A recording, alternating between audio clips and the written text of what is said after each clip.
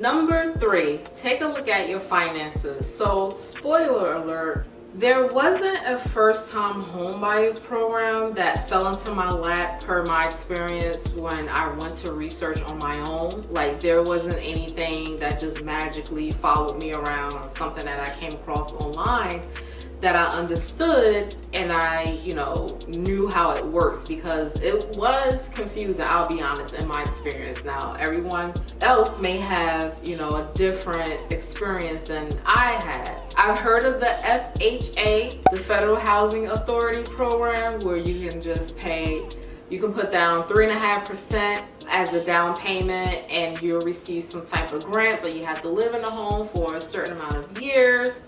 And I was just saying to myself, I don't know if I want to be able to just put down such a small amount of a down payment, because I know that the amount of the down payment that you put down has an impact on your mortgage. So the less you put down, the higher your mortgage is going to be. The more you put down, the lower your mortgage is going to be, because it's taken away from the principal, or the bottom line, if you will. So again, per my experience, the lenders that I work with pretty much told me about programs that were available to me based off of my income and based off of my credit score, based off of my debt to income ratio.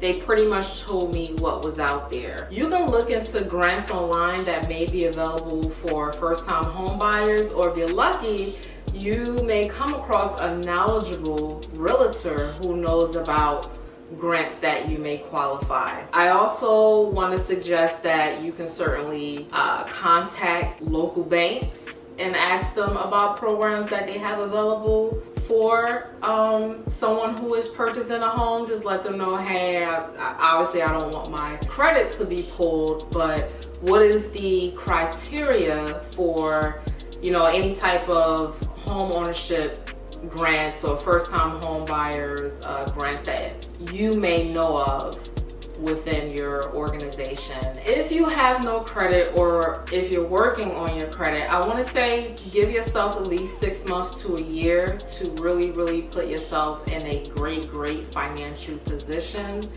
to be able to qualify for a mortgage, because obviously your credit score is very important.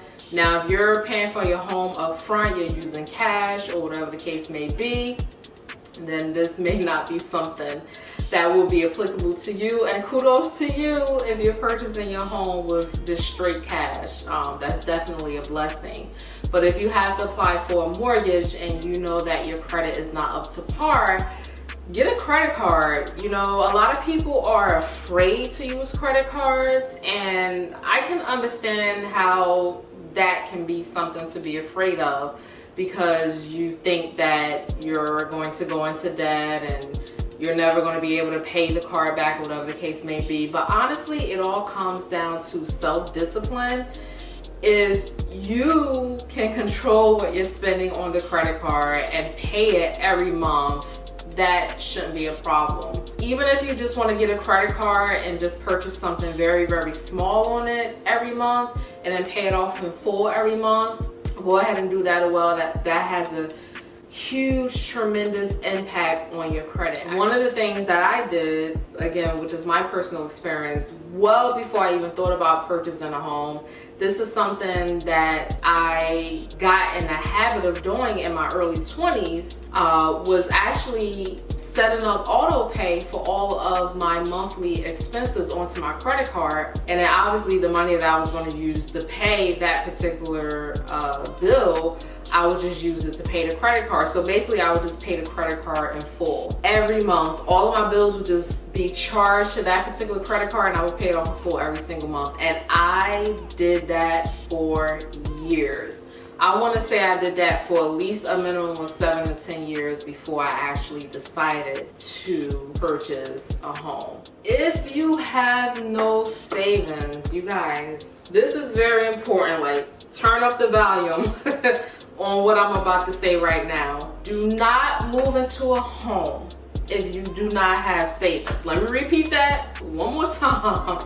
Do not move into a home if you do not have savings. I highly recommend to have at least 3 to 6 months worth of savings, or maybe even a year worth of savings that's not your down payment, it's not a part of your down payment, and it's not a part of your closing costs. Because that's another thing. Not only do you have to come up with a down payment when you're purchasing a home, but you also have to come up with closing costs.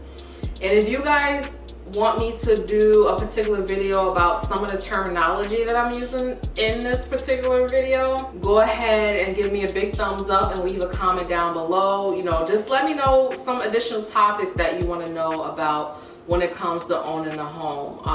I definitely want to make a video about closing costs and what that consists of, as well as, you know, the difference between closing costs and your down payment on a home. But please do not move into a home if you don't have anything saved up, because maintenance, you have to maintain the home, whether you get a condo or whether you get a single family. You have to maintain it. When I first moved into my home, let me tell you, stuff started to break, okay? So I had to come up out of my pocket to fix stuff or get certain services done and things of that nature. When I lived in an apartment building, I didn't have to get ADT. Now that's an extra bill that I have to get. When I lived in my apartment building, I didn't have to pay for heat and hot water. Obviously now I have to pay for that. So that's another thing as well. In addition to your mortgage, which I'm going to do another video about what your mortgage payment actually consists of. But in addition to your mortgage, you are going to have all of these other expenses, and then some unexpected expenses that may come up. You know, anything can happen to your home, so you want to be able to have that financial cushion. So start saving on top of your down payment and on top of your closing costs, because home ownership is the real deal, and it will come out of your pocket. Number 4, this kind of piggybacks off of what I was stating as far as like savings, but can you actually afford a house? Is your job stable and secure? Banks like to see longevity. They like to see at least 2 years worth of history. It's generally stated that you shouldn't spend 25 to 30% of your monthly income on housing. Now online says gross income, but let's be honest, let's be real. Who's actually taking home their gross income? So in this case, I'm going to say, let's just use an example of the net income. So let's just say your net income, and this is just a random figure, let's just say your net income is $4,500 a month. You bring home $4,500 a month, which means that your net is about $54,000 a year. That's how much money you are bringing home, you take home. That's how much money you are spending to take care of yourself. So the range for that, as far as what you want your housing expense to be, would probably be around $1,125 to $1,350. So that's also something to keep in mind, because you don't want to be spending 40 to 50% on housing. Like, who does that? That does not make sense.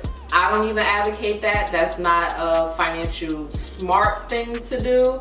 You don't want to spend all of your money on housing, especially if you're renting at that, right? You don't want to be spending 40 and 50%, because at the end of the day, you want to build wealth, right? That's the whole point of trying to get into this game of owning a home, building equity, building wealth.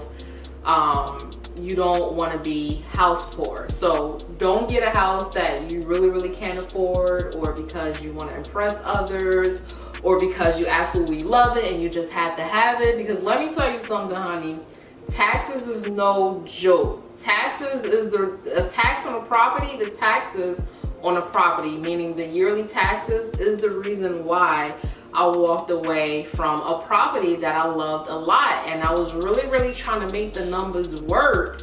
But I was just like, Tamir, you're going to be at your max limit if you try to get this home. Yeah, you qualify for the home. You can easily get the home. But at the end of the day, you can't go out to eat. You can't buy yourself clothes. You could barely keep up with your utilities. So those are the things that you want to keep in mind. So back to the example that I was stating, if you're making $54,000 a year, you want to stay within that $1,200 to no more than $1,350 a month as far as your monthly mortgage, which in that case that would be 25 to 30% of $4,500 a month.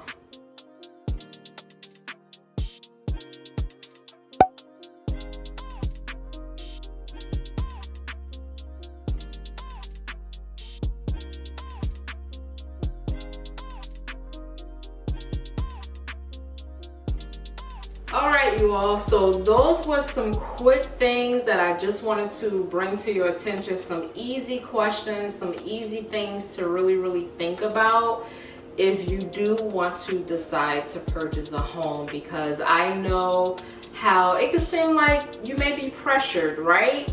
If you're reaching a certain age, or if you're looking at everyone on social media and everyone is like wealth building, you know, the most important thing that you can do is to get into real estate. Obviously, there's other ways to invest. There's other ways to make money. Real estate is not the only way, but over the years, it has been proven that it does have a significant rate of return if you are willing to invest in real estate. And plus, you'll have something in your family that can live for generations after generations. So I know it can be a lot of pressure, it can be confusing. I hope this video was very helpful to again get you to think about some general things that you should consider before you purchase a home. Thank you so much for watching. Don't forget to hit that subscribe button. Make sure you give this video a big thumbs up, and I will see you all next time. Bye.